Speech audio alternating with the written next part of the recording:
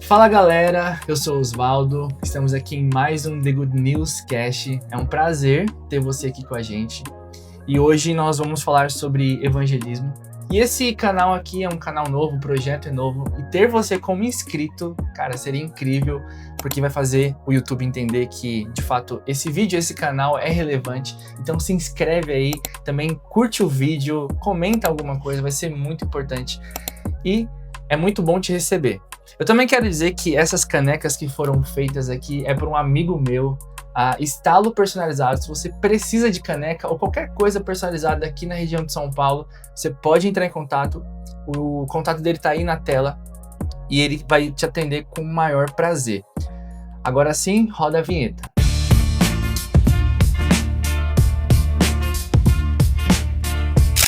Bom, Matheus, que prazer ter você aqui. Prazer é meu. Tamo Cara, junto. que honra, muito obrigado por você aceitar esse convite. E eu queria te convidar a falar um pouco para a galera que está assistindo aqui. Quem é o Matheus? Como que foi seu encontro com Jesus? Se apresenta aí para a galera. Massa. Mano, primeiramente, obrigado pelo convite. É uma oportunidade, de alguma forma, para mim, estar expandindo o evangelho. Então, eu olho hoje todas as oportunidades como meios pelo qual a gente pode levar o evangelho. Eu acho que as redes sociais é um dos meios mais promissores, né? Onde a gente pode, de fato, alcançar pessoas de várias idades e culturas. Enfim, meu nome é Matheus Dalmaso, tenho 30 anos. Sou mesma idade. Então aí, 95, né? 95. Sou casado com a Ana Júlia há 5 meses, bem recente. Cara, eu vivo o evangelismo já faz alguns anos, mas antes de viver o evangelismo, o evangelismo é a resposta da onde Jesus me encontrou, né? Eu cresci num lar cristão, como uma boa parte da juventude hoje do Brasil, que já teve um contato na infância com o cristianismo, mas na minha juventude eu acabei me afastando dos caminhos de Jesus, acabei me perdendo, e Jesus me encontrou em outubro de 2020 dentro de uma balada. Nossa, pandemia. Na pandemia, exatamente.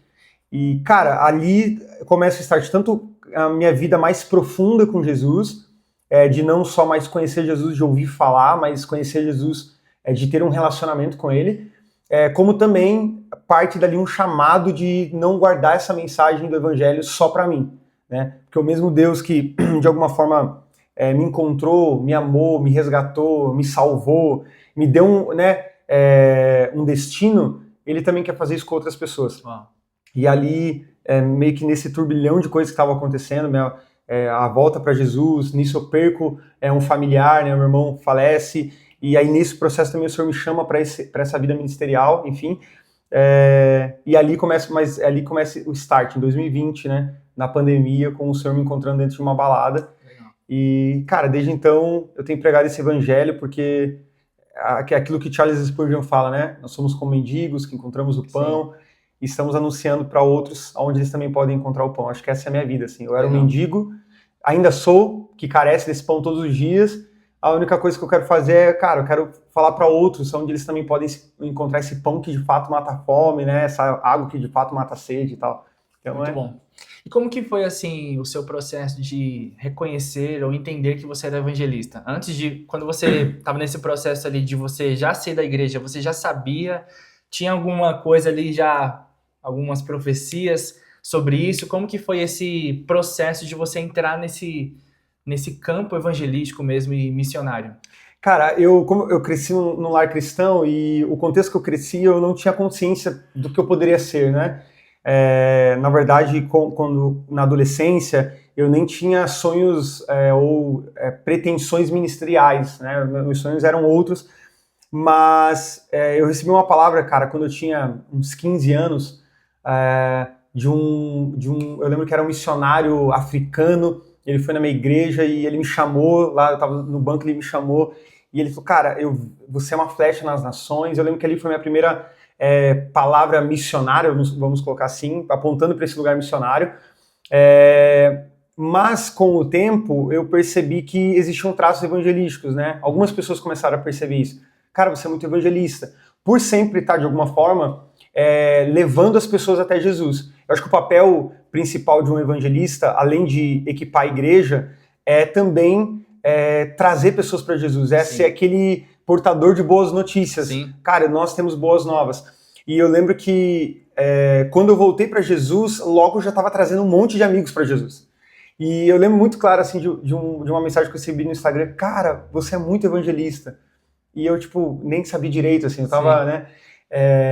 Mas ali eu comecei a ter essa percepção desses traços. Cara, talvez eu consiga fluir mais dentro dessa área de evangelismo, por ter facilidade de se comunicar com pessoas e também de apresentar as boas novas, né, pra galera.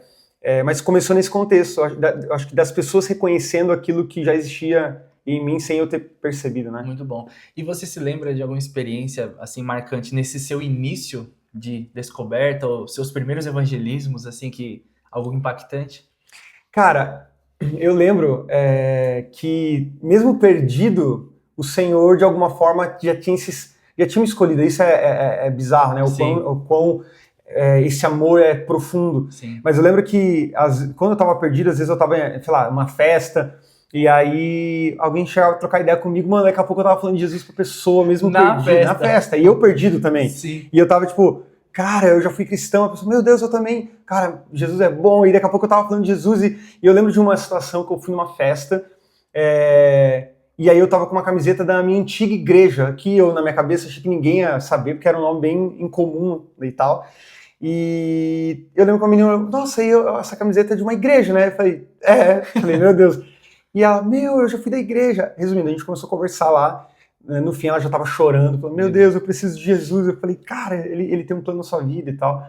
Então, claro, de uma forma muito imatura, porque eu mesmo estava perdido, mas eu lembro dessas experiências que mesmo sem estar, agora eu sou um evangelista, o Senhor já estava de alguma forma me mostrando, é para esse lugar que eu quero te conduzir, sabe? A alcançar perdidos, assim. E é engraçado que quando a gente está falando de Jesus, nesses momentos também, porque eu também fui alcançado por Jesus no início da minha vida, e aí me distanciei. E aí quando eu tava nesses momentos também de balada, de festa, e a gente vai falando de Jesus para as pessoas, é como se a gente estivesse ministrando para nós mesmos, né? Muito louco que... Acho que isso até hoje também. Acho que quando a gente vai falar com alguém, Deus ele dá um ânimo pra gente, até quando a gente tá um pouco abatido, cansado. E essa mensagem, ela volta pra gente. O poder da mensagem, sim, né? Ela tem o poder de voltar. E para você, assim... pudesse definir o que seria evangelismo, o que hoje o Mateus, 30 anos, né, casado, ele entende uma definição do que seria evangelismo? Cara, eu acredito que, tanto na parte mais prática, mas eu acredito que a gente precisa também entender um pouco mais do contexto histórico e teórico do que é evangelismo, para a gente não banalizar o que é e o que não é, né? Evangelismo, só trazendo um contexto histórico, no grego vem da palavra euangelion, né? Que significa de fato boas novas. Boas, e angelion, notícias, boas novas. E eu acredito, cara, que é uma coisa que eu sempre falo, que antes de eu entender que existe uma boa notícia, eu preciso também entender que se existe uma boa notícia, porque antes houve uma má notícia, né? E para mim isso é evangelismo. Por quê? Porque quando eu entendo que existe também uma má notícia, a boa notícia se torna muito gloriosa, né? Ela não se torna, é mais uma notícia legal que está surgindo. Não, ela é a grande boa notícia. Por quê? Sim. Porque antes existia uma má, né? E Paulo ele faz muito bem isso em Romanos, quando ele vai construindo isso em Romanos 2, Romanos 3, né? Onde ele vai falando que nós pecamos, nós estávamos destituídos da glória de Deus, todos nós somos pecadores. E ele constrói aquele cenário caótico, né? Tipo, meu Deus, mano, a gente merece o inferno. Sim. E essa é a má notícia, né? Que nós carecemos da graça de Deus e sem ele nós não somos ninguém. E aí vem a boa notícia. Ele manda o seu filho, o filho dele paga a nossa dívida, morre a nossa morte. E agora a boa notícia tem um sentido. A boa notícia ela é gloriosa agora. Porque ela não é só, Jesus pagou meu pecado. Mas por que ele pagou meu pecado? Sim. O que eu fiz? Sim. Por que eu tive que herdar o que Adão fez? Sim. Então, para mim, evangelismo é nós entendermos que existe de fato uma boa notícia, que é o evangelismo, mas ela só existe porque antes houve uma má. Sim. E a má notícia ela é tão tenebrosa, e a única coisa para suprir essa má notícia muito tenebrosa é essa boa notícia do evangelho, né? E aí, cara, eu acredito que o evangelismo começa a ter muito mais sentido para quem tá pregando, porque quem tá pregando vai pregar com muito mais urgência, porque entende essa má notícia. Sim. Cara, quando eu olho para as pessoas perdidas, eu não olho e falo, mano, ela tá precisando de uma vida melhor. Se ela ter Jesus, ela vai ter uma vida mais legal na Terra. Não, mano, a má notícia é, mano, essa pessoa está indo pro inferno. Essa pessoa, ela está indo de passos largos a viver a sua eternidade num lugar de trevas. Mano, a boa notícia precisa ser pregada. Então a boa notícia se torna muito mais urgente e se torna muito mais gloriosa, Sim. sabe? E não é mais aquela coisa só tipo, Jesus ele te ama, que é muito importante, mas assim, ele te quer, ele te deseja, ele quer que você saia da vida de drogas, dos vícios, venha pra igreja.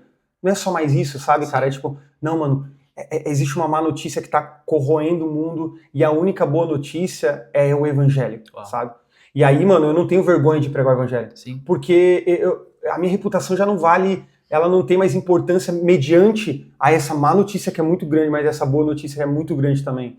Aí eu não tenho mais medo de pregar o evangelho, eu não tenho mais temor, eu prego pro Uber, eu prego na escola, eu prego na faculdade, eu prego no trabalho. Por quê? Porque, mano, a má notícia tá comendo o mundo e eu preciso gritar a boa, sabe? Uau, muito bom. Enfim, eu acredito que pra mim evangelismo seria isso, cara. Muito bom. Você falou de Romanos, né? Romanos vai dizer que onde abundou o pecado, superabundou a graça de Deus. De fato, muitas pessoas, elas quando vão evangelizar, elas se esquecem que elas precisam contar a má notícia, né? As pessoas às vezes vai direto ali no Jesus te ama, que é interessante, mas a gente precisa mostrar para aquela pessoa qual é o estado dela longe de Deus. Exatamente, cara. Aquela pregação, eu esqueci o nome da pregação, mas é muito famosa. Pecadores na mão de um Deus irado. Do Jonathan Edwards. Isso. Nossa, cara, aquilo dali é muito forte. Aquela pregação ali dele nos dá muita munição pra gente, quando for conversar com alguém, a gente precisa falar sobre o inferno, a gente precisa falar sobre o pecado. Jesus, que é o pessoal fala, Jesus é amor, mas foi o que mais pregou sobre o inferno. E é por isso que eu acho que hoje os evangelismos não têm sido eficazes, ou eles são só para encher linguiça, vamos colocar ali, porque as pessoas elas não estão conhecendo de fato a má notícia. Então esse evangelismo só da boa notícia, sem entender a má, me passa o senso tipo assim, Jesus é mais um cara legal que eu posso encontrar uma coisa legal. E aí ela começa a flertar com o evangelho, mas ao mesmo tempo ela está flertando com o espiritismo, com rituais, com misticismo, né? Mas quando eu entendo, cara, a má notícia ela é tão importante quanto a boa, né? As coisas mudam, porque o evangelismo é mostrar a realidade da pessoa e por que ela precisa de Jesus. Porque senão hoje a gente vai falar, mano, você precisa de Jesus. A pessoa, cara, não. É uma coisa que eu sempre falo, quando a gente vai ver o contexto de Europa, e você vai pregar o evangelho na Europa, por exemplo, as pessoas não precisam de nada, cara. É o que a gente, por exemplo, quando eu fiz missão lá, mais ouvia. Cara, eu tenho uma boa casa. Eu lembro que um senhorzinho que a gente evangelizou, eu fiquei na casa dele, inclusive, um holandês de 85 anos, viveu a Segunda Guerra Mundial e tal. O cara com 5 carros na garagem, uma casa muito maravilhosa, numa cidade muito segura lá da Holanda. E a gente falava de Jesus e o senso dele era, por que eu preciso de um salvador? Ele vai me salvar do quê? Cara, eu já passei uma Segunda Guerra Mundial, eu tenho tudo que eu preciso, eu tenho uma esposa, eu tenho uma casa, ele vai me salvar do quê? Eu não preciso que me salve de nada. Então entende que quando a pessoa não entende a má notícia, que é essa má notícia do espiritual e não do físico, a boa notícia se torna esse pensamento, entendível, né? Ao meu ver, estava até nos discípulos, quando eles dizem que queriam beber do cálice de Jesus. Diz, vocês podem beber desse cálice? Eles não tinham noção do que era passar pela cruz, ou seja, a ira de Deus. Então, se os próprios discípulos não tinham essa noção, a gente precisa, imagina quem tá lá fora, né? Então, de fato, a gente precisa mostrar. E como que você, mano, mantém esse fogo, esse desejo no dia a dia? A gente sabe que a gente tem uma rotina de altos e baixos, a nossa geração passa por diversos problemas psicológicos mesmo, né, a nossa geração. E como que você mantém, assim, esse fogo, esse desejo de falar de Jesus, né, pregar o evangelho para as pessoas? Cara, eu sempre falo duas coisas, né? A primeira é, a gente vai ter momentos de dificuldade, momentos que nem a gente quer pregar o evangelho, momentos que a gente não acorda falando, cara, eu vou anunciar as boas novas para todas as pessoas. Tem dias que a gente faz por entender que é uma ordem, né? Tem uma frase muito, muito legal que eu ouvi uma vez de uma missionária chamada Sophia Miller, que foi uma missionária americana. Ela veio para a Amazônia, se eu não me engano, que fica na Colômbia, posso estar muito enganado, na Bolívia, não lembro exatamente. E a embarcação dela acabou mudando a rota sem querer e ela acabou caindo na Amazônia brasileira e ali ela ficou, morreu ali e pregou o evangelho ali. E um dia perguntaram para ela assim, cara, quando que você entendeu esse chamado? Quando que você deu esse start? E ela respondeu assim, eu nunca recebi um chamado, eu apenas li uma ordem e obedeci. Né? Eu acho que o que faz a chama permanecer é entender que não é um chamado de um dia, não é uma chama que vai estar todos os dias ali super acesa, mas é entender que eu recebi uma ordem, cara, e se eu faço parte desse exército, se eu faço parte desse comando que Jesus me deu, eu preciso cumprir, Sim. mesmo querendo, e dias querendo e outros dias não querendo. Sim. E a segunda coisa eu lembro da onde Jesus me tirou. Porque quando eu lembro de onde Jesus me tirou, cara, eu acho que é um dos maiores combustíveis para que eu prego o evangelho. Quando eu lembro que em outubro de 2020 eu estava perdido, até essa semana eu estava lembrando assim, do dia, um pouco do dia como foi quando Jesus me encontrou. Eu lembro que a gente estava indo para festa e estava chovendo muito e o carro estava lotado que eu estava. E eu lembro que um caminhão fechou a pista estava muito molhada. E eu lembro que o nosso carro, ele teve que puxar muito rápido. Eu lembro que eu fechei meus olhos porque eu tinha certeza que o carro ia capotar. Todo mundo tinha essa certeza. E eu lembro que quando o carro se estabilizou na pista, o Senhor falou comigo, eu tô te guardando. E eu tava indo para uma festa. E nessa festa acontece o encontro que eu tive com Jesus e tal. E, cara, quando eu lembro desse dia, eu falo assim, cara, que Cristo é esse, sabe? Que me amou, mesmo eu não tendo nada para oferecer para Ele. Eu lembro que no dia que Jesus me encontrou, eu voltei para minha casa com meu tênis todo cheio de lama, porque era uma festa meio que num pasto, assim. E eu lembro que era o sentimento que eu tava tendo, cara, eu tô todo sujo, não só fisicamente, Sim. mas espiritualmente, mesmo assim, ele foi lá naquela lama, pisou lá e me encontrou. E aí eu lembro disso e falo, cara, se ele fez isso por mim, eu preciso de alguma forma, sabe, fazer por alguém. Eu acho que esse é um dos maiores combustíveis que eu tenho, lembrado que ele se moveu por mim, o mínimo que eu posso fazer é também se mover por outro, sabe? Uau. Eu gosto de ler Mateus 28 e assim, quando Jesus fala, ide portanto, mas antes ele diz, toda autoridade me foi dada. Uhum. Eu gosto de falar para as pessoas, tirar um pouco desse peso de que você tem que fazer algo. Uhum. Jesus, ele nos envia dizendo, portanto, toda autoridade. Então, assim, você vai com a minha autoridade, você não vai com a sua... Exato. Porque às vezes o pessoal olha, né, e fala assim, pô, você fala tão bem, você é tão inteligente, mas eles não viram a sua caminhada lá no início, que às vezes você já até errou versículos, quem nunca, né, falou alguma heresia, mas o nosso desejo era tão grande de falar de Jesus que a gente só queria ir. Mas é muito desse entendimento de que, portanto, ou seja, toda a autoridade de Jesus, agora ele está dizendo para mim, vão, na minha autoridade, do jeito que, não na sua força, mas na minha autoridade. E aí, as pessoas colocam um pouco desse peso de que eu preciso fazer algo. Não, você não precisa fazer nada, é só cumprir o ID, é de fato ir. O resto ele vai mesmo prover, ele vai fazer. Exatamente. Cara, muito bom. E agora eu queria te perguntar, como que é na prática ali sua dinâmica? Como que você se prepara? Hoje você é um missionário, né? Então você vive ali 24 horas, essa vida de missão. Como que você se prepara para pregar o evangelho nas ruas? Como que é a sua rotina? Né? Você não é aqui de São Paulo, né? Quem tá vendo esse podcast, eu sou de São Paulo, mas o Matheus é de Curitiba, Exato. Né? E ele tá aqui numa conferência. Como que é a sua rotina, mano? Cara, eu acredito, tem uma frase que eu gosto muito também, eu gosto muito de frases porque eu acho que isso vai, de alguma forma, alimentando aquilo que eu creio, assim, né? Sim. Que o evangelismo, ele não é um evento, mas ele é um estilo de vida, né? Então, eu acho que quando a gente fala de preparo para evangelização, é uma vida com Deus, que eu acho que todo cristão deve ter, né? Eu acho que o preparo para evangelizar é o mesmo preparo que eu tenho para ser um bom marido, para ser um bom pai, para ser um bom ministro, para ser um bom funcionário, que é ter uma vida de busca por Deus, né? Eu acho que o evangelístico, ele exige essa única busca que é por Deus, né? Claro, tem os preparos de abordar uma pessoa, entender algumas coisas dessa área mais específica do evangelismo, mas eu acho que o preparo principal é conhecer o coração de Deus, Sim. que é essa busca diária. Então, o que eu quero falar é que não existe um segredo de cara, será que o evangelista ele tem um preparo diferente de toda a igreja para ele viver o que ele vive? Não, eu acho que não. Eu acho que ele tem que ter, obviamente, um chamado, mas uma busca que o pastor tem que ter, que a irmã da sala de oração tem que ter, Sim. que a minha mãe tem, que é buscar a Deus, ter uma intimidade com a palavra, amar a palavra de Deus, sabe?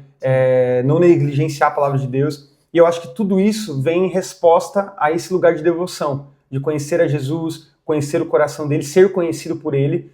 E aí, se eu vou ser evangelista, pastor, mestre, um bom empresário, um acadêmico, é resposta dessa minha vida de devoção, sabe? Muito bom. Mas eu acho que tá sensível, trazendo para esse lugar do evangelístico, é ter essa vida com Deus e tá sensível, porque às vezes a gente tá tão na correria que a gente entra no Uber, entra no trabalho, entra na faculdade, convive com as pessoas no automático e não olha elas com os olhares do Senhor, né? Sim. Um dia eu ouvi uma vez o Todd White falando que toda vez que ele ia sair de casa, ele fazia uma oração que era: Jesus, me faça ver as pessoas com os teus olhos. Porque a gente sai do automático, cara. Eu começo a olhar a pessoa não como uma pessoa ali que tá passando na rua. É tipo, cara, o que o Senhor às vezes quer comunicar com ela? Qual que é o problema que ela tá passando? E hoje Deus pode ser a resposta para ela. Então tá sensível. Então entrar no Uber, eu entro às vezes no Uber, tô atento. Será que ele vai falar alguma coisa? Que às vezes pode ser uma oportunidade para pregar o evangelho. Sim. E tudo mais. Então, buscar a Deus e no meio evangelístico é sensibilidade, cara. Muito bom. Para que o Espírito fale,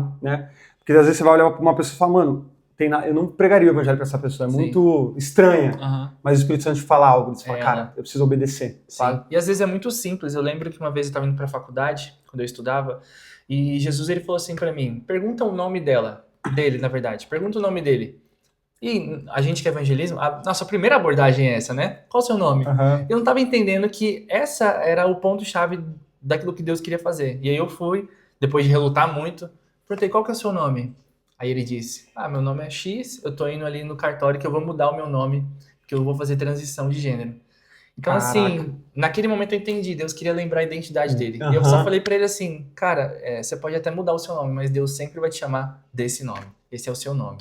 E saí, assim, sabe? Então, às vezes é muito simples. Sim. A gente, às vezes, bola tantas estratégias, tantas coisas. Exato. Mas é muito... Aquele livro vai dizer que evangelismo, né? Uma coisa que não se pode fazer no céu.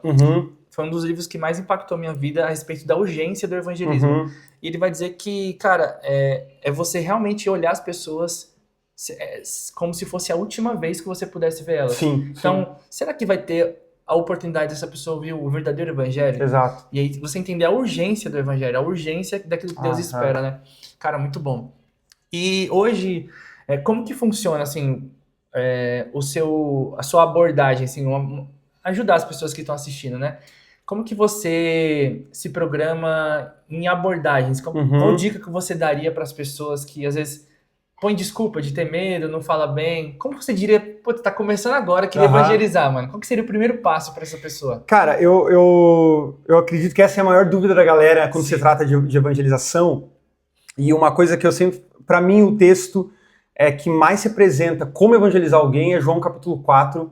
Jesus e a mulher samaritana. João 6, eu acho. João 4. 4? 4, que é Jesus ali conversando com a mulher samaritana, que é basicamente... É verdade, é 4. Nossa, eu amo essa passagem. Cara, essa passagem pra mim, ela é literalmente um passo a passo, né? Jesus está diante de uma mulher que ele nunca viu, principalmente naquele contexto, uma mulher samaritana que não conversava com judeus, e judeus não conversavam com samaritanos, para uma guerra que existia há mais de 700 anos. E Jesus começa a conversar com ela sobre água, cara, que era o contexto que eles estavam vivendo. Eu acho que a abordagem, ela precisa ser humana. Sim. Né? Cara, como que eu abordo uma pessoa para qualquer outra... Eu vou pedir uma informação. Como que eu abordo? Licença, tudo bem? Eu preciso de tal lugar. Eu acho que encontrar um ponto de conexão com a pessoa. Né? Eu sempre brinco com a galera. Eu já evangelizei por causa de tatuagem. Eu já evangelizei... eu lembro de um evangelismo que a gente foi, que eu evangelizei um cara por causa da minha barba. Que era um cara que ele tinha uma barba muito massa, assim. Eu lembro que eu elogiei a barba dele. Mano, é uma parada, né? Homens elogiam as barbas dos outros quando ele tem uma barba muito massa. Às vezes eu encontro alguém, cara, mano, como eu queria ter uma barba igual a tua, enfim. Sim. E eu lembro que eu falei, mano, a tua barba é muito massa e tal. Ele falou, mano, a tua que é muito da hora. E eu lembro que naquela conversa eu preguei o evangelho pro cara. Uau. Então eu acredito que é encontrar um ponto de conexão. Cara, como eu posso me conectar com aquela pessoa? Até eu tenho um treinamento que eu dou pra igreja local de evangelismo urbano, né? E eu até tava dando esse exemplo esses dias atrás, nesse treinamento, que era, tinha um menino lá no treinamento, ele tava com uma jaqueta de couro e tal, e eu falei, cara, se eu fosse evangelizar você, eu ia chegar, mano, que jaqueta massa, cara. Onde é que você comprou essa jaqueta? Sim. Pô, eu curto jaqueta de couro e tal. É você entender, obviamente, que você não vai ser falso, tipo assim, vou fingir que tô interessado por algo, para eu pregar o evangelho, porque as pessoas percebem quando a gente age de uma forma forçada, mas é de fato encontrar conexão. Por exemplo, se eu não te conhecesse, fosse evangelho, mano, eu ia literalmente falar das tuas tatuagens, porque eu curto tatuagem. Não ia ser algo forçado, ia ser algo natural. Eu falo, mano, onde é que você faz? Com quem você fez? Não faria sentido alguém que não tem tatuagem, vamos dizer assim, falar, mano, que da hora essa tatuagem. Por que você não tem, né? Exatamente. Então, tipo, mano, onde é que você comprou esse óculos, mano? Pô, eu acho da hora óculos mais transparente e tal. E aí, cara, às vezes, pô, eu comprei em tal lugar. Pô, que legal, qual que é o teu nome? E aí a gente vai criando, eu sempre falo que ganhar a pessoa pra você, para que você tenha a oportunidade de ganhá-la para Jesus, né? O que a gente tá muitas vezes querendo se conectar com as pessoas, já mostrando, mano, eu quero que você... Tô nem aí quem é você. Eu quero que você seja da minha religião. É isso que as pessoas pensam.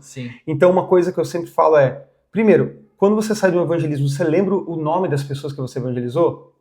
Né? Tipo assim, claro, mano, a gente evangeliza muitas pessoas. Eu não lembro o nome de todo mundo que eu evangelizei, mas no dia eu lembrava, se me perguntasse no dia. Né? Cara, eu evangelizei fulano, evangelizei ciclano. Porque eu tenho a ótica, tipo assim, cara, se eu não tô nem interessado em saber o nome da pessoa, em lembrar o nome da pessoa, eu já mostrei que eu não quero me conectar com ela. Que eu só tô interessado em empurrar minha religião pra ela. É isso que as pessoas pensam. Então, eu lembro de um evangelismo que me marcou muito, que tava eu e um menino que tava aprendendo, e eu deixei ele abordar, assim, pra ele ter as experiências e tudo mais. E eu lembro que ele chegou com um papelzinho, assim, com um versículo pra dar pro cara, e o cara, mano, não quero... vocês viram que eu sou LGBT, que eu sou da comunidade LGBT por causa do meu jeito, e provavelmente vocês querem me converter para a religião de vocês. E aí meu amigo se fechou, esse menino, né? E eu falei, não, mano, a gente tá aqui só pra trocar ideia e tal. E eu lembro que eu fiquei com aquele cara, conversando com ele mais de 1 hora, cara. Só com aquele cara. E eu lembro que a nossa conversa foi quase 1 hora sobre Europa, porque ele tinha morado na Suíça, ele era ateu, inclusive, já tinha lido a Bíblia várias vezes, um cara que tinha conhecimento histórico. E eu lembro que eu fiquei falando de Europa, porque eu tinha acabado de voltar da Europa.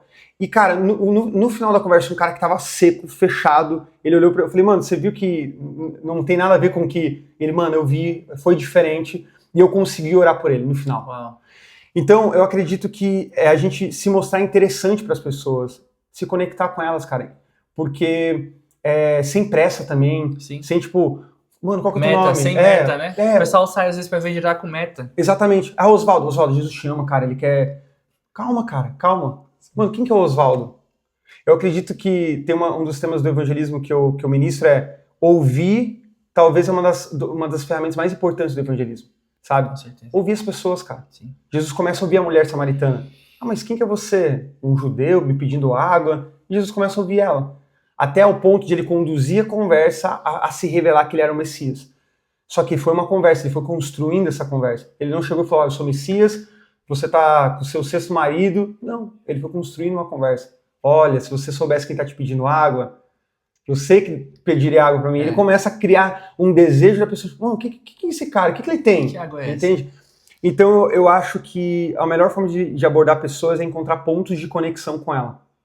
Muito bom. É na faculdade. Qual que é o ponto de conexão que você tem com ela? E criar relacionamentos, cara. Sim. Relacionamentos que talvez não te permitam, às vezes não pregar o evangelho no dia, mas te permita pregar o evangelho a longo prazo, sabe? De fato, ao meu ver, a gente tem que ter uma estratégia no sentido de... Eu tô conversando com um amigo da faculdade, ou seja, eu vou ver esse cara todo dia. É o que eu falo, exatamente. Vai construindo uma conversa. Não precisa ser hoje. Agora, cara, você tá, sei lá, no Uber. Quanto tempo dura a viagem? 1 hora? Você tem... Eu costumo dizer que, eu aprendi isso no livro também, que as pessoas precisam de 5 minutos a respeito da eternidade e já é o suficiente para elas terem um encontro com Jesus. Aí eu costumo fazer o quê? Se eu tenho 1 hora de viagem, cara, é 50 minutos ali, mano, trocando papo. Se conectando. O cara, ele nem sabe que eu sou cristão. Aí o cara fala palavrão, o cara, ele se joga, cara. E eu lá, dando risada. Tô lá. E aí, cara, faltando 5 minutos. Mano, a gente fala um negócio aqui. Aí eu já criei uma conexão, tá muito mais fácil. É muito mais verdadeiro.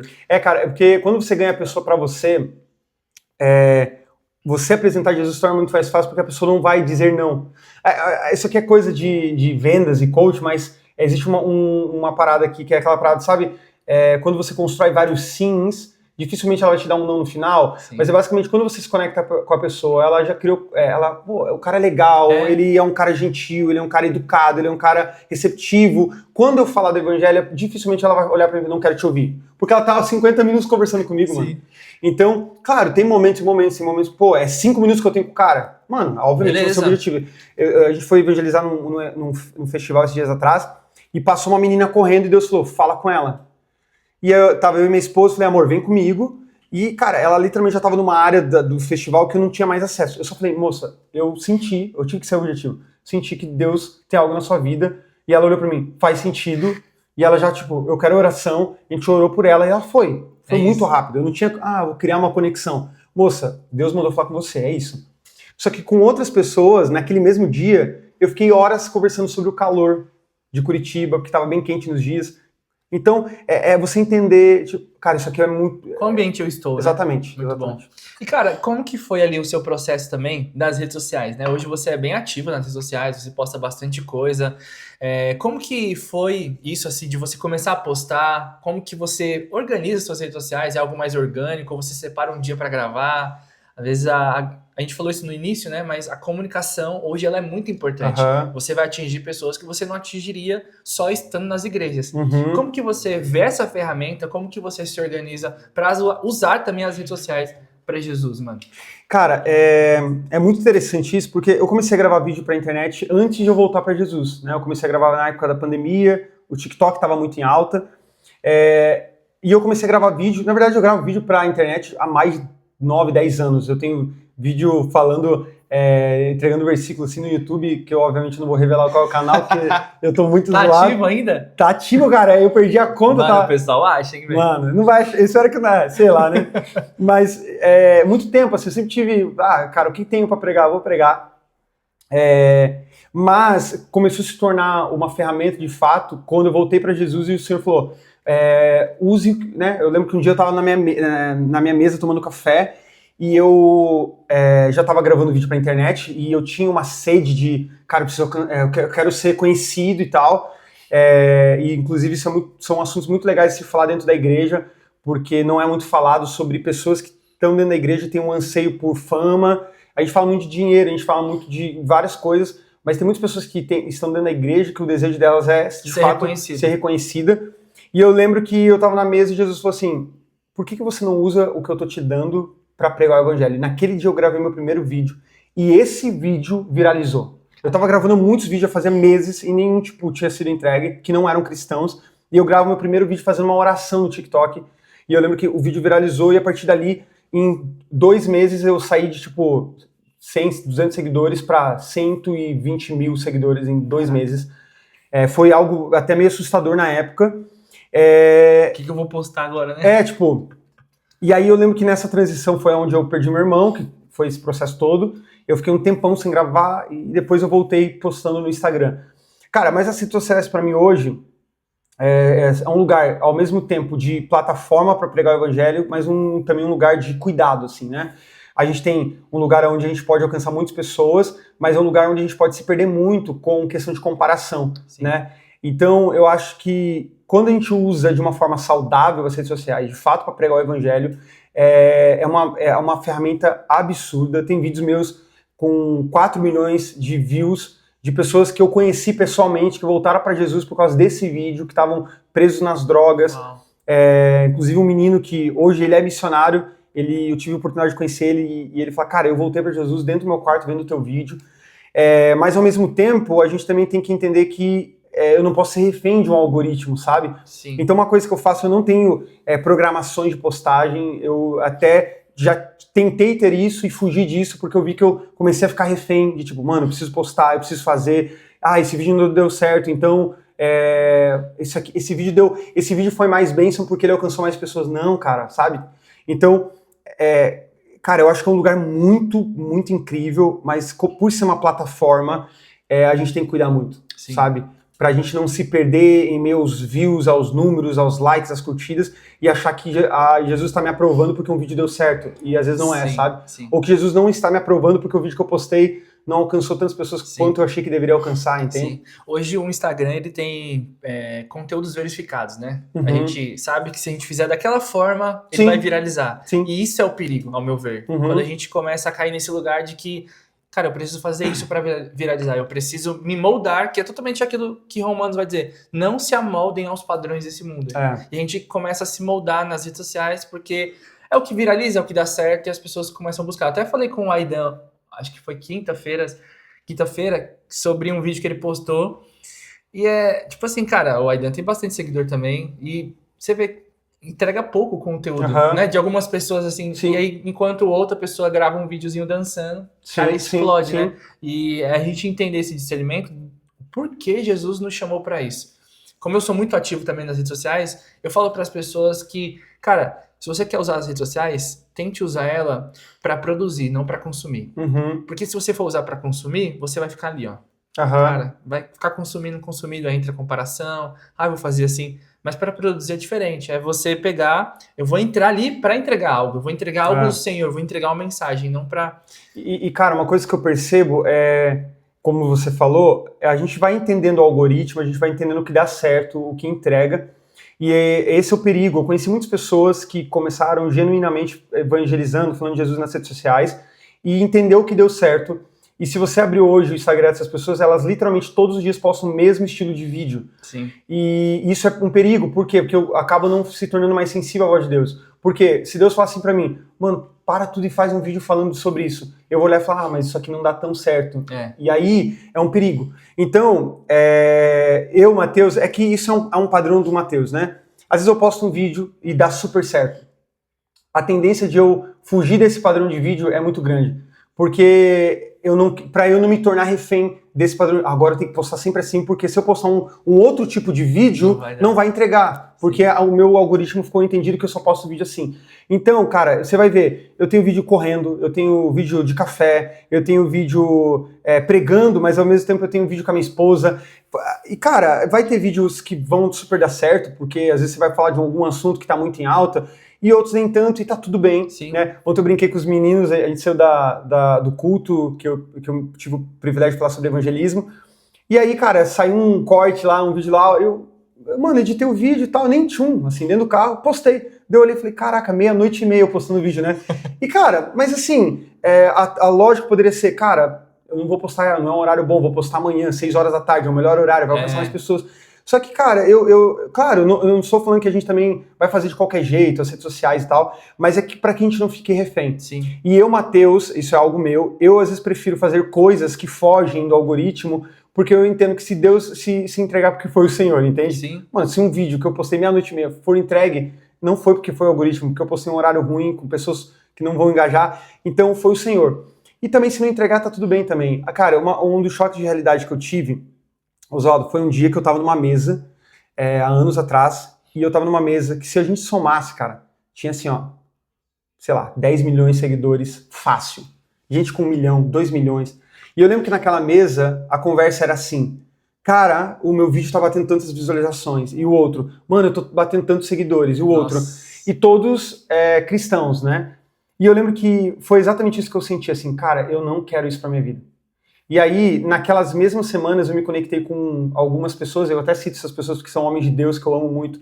Me conectei com o Maico Barroco, conectei com o pastor Maia, da Missão Mais, que é uma missão lá do Paraná, inclusive, missão de apoio à igreja sofredora, um cara super de Deus, que você abre as redes sociais, os caras têm uma relevância, mas não são famosos, não. Mas os caras, quando você fala numa mesa, por exemplo, o Maico, que é um amigo meu, eu falo, mano, fala do Michael numa mesa, as pessoas respeitam, porque o Michael não está construindo uma audiência, ele está construindo um legado. Sim. E um dos sensos que Deus me falou muito Mateus, ou você vai construir influência ou o legado. Sim. Na influência, cara, você vai ter 1 milhão de seguidores, mas ninguém vai lembrar o seu nome porque você não está construindo um legado para as pessoas. Uau. A gente tem Gregório McNutt, por exemplo. Nossa. Cara, Gregório McNutt não construiu influência, ele construiu legado. Sim. Ao ponto de ele nem estar mais aqui hoje, a gente lembrar do legado que ele deixou. John Wesley não tinha Instagram, Charles Spurgeon não tinha Instagram, Jonathan Edwards não tinha Instagram, Evan Roberts não tinha Instagram. O que esses caras tinham? Jesus e um legado. Sim. Né? Então, às vezes a gente acha que para eu ser reconhecido e as pessoas me aceitarem e ver que eu sou um homem de Deus, ela tem que abrir meu Instagram e falar, nossa, ele tem tantos seguidores. E eu acho que não, mano.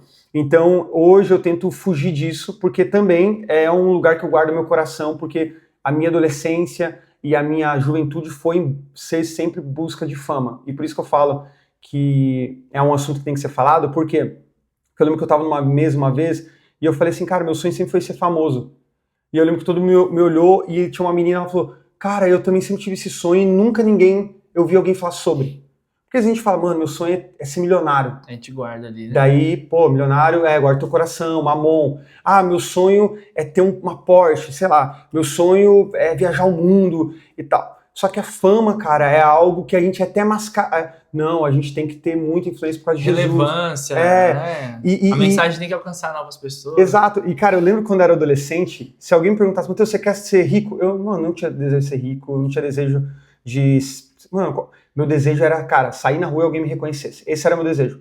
E hoje, esse lugar das redes sociais, eu vejo como um lugar de guardar meu coração e de lembrar todos os dias que o que o Senhor tem me dado e onde Ele tem me colocado é para Ele, é por Ele, o nome dEle tem que ser levantado. E todas as vezes que o meu coração quer se gloriar com isso, eu tenho que tomar alguma posição e falar, cara, volta pro teu lugar. Lembra de onde você saiu? Sim. Lembra quem você era? Né?